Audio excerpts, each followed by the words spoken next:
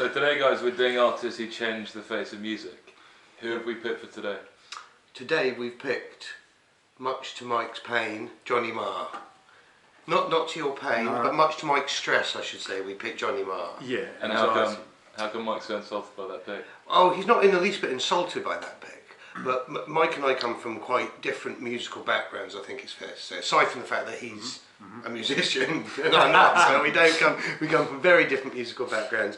You know, I think Mike will criticise me for this, but I would say that Mike comes from a much stronger blues and funk kind of root. Blues. You know, whereas, you know, despite how young I look, I was born in Manchester in the 60s and I grew up listening to the music of the early 80s, and I was a huge Smiths fan. And I wasn't. And Mike wasn't. And I think, you know, Johnny Marr's playing is quite unique. Totally. And I think to a lot of people that haven't really invested in that kind of music, his virtuosity is not instantly that clear.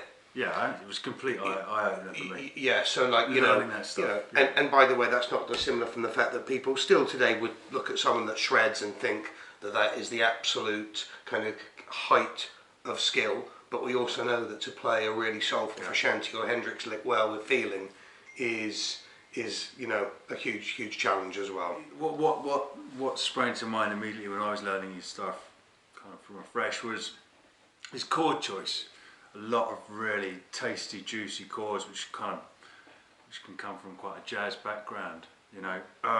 So it was his ability to be able to fuse these kind of what we call extended chords in a piece of pop music, which is really clever, really melodic. So there's that, and then his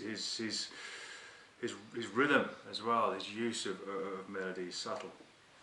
Very clever. You're so right about the rhythm. You can listen to Marr and just hear the Smiths and him, you know, music of Manchester of the early 80s, you know. But I always used to joke with Mike, because Mike has got a good groove when he plays, and you know, if unrestrained, when Mike plays the Smiths, it will sound quite calypso. And even though calypso, all right, it's a bit more Nile Rodgers. It's a bit more Nile Rodgers. Yeah, he says Nile Rodgers, I say calypso. But well, if you could give us a final sentence or two on how he's changed the face of music. I'll leave that with you. Oh, well, I mean, basically, he followed in this tradition, but for me, his absolute kind of epitaph, if you will be that he really made it fine for a lead guitarist to not really play lead. From George Harrison. It followed on from Harrison and others that have done it as well. But for me, that's his actual defining benchmark, where the riff is, you know, this kind of integration of, you know, of rhythm and lead, and you know that I think is a defining characteristic. That could be one of them. Yeah.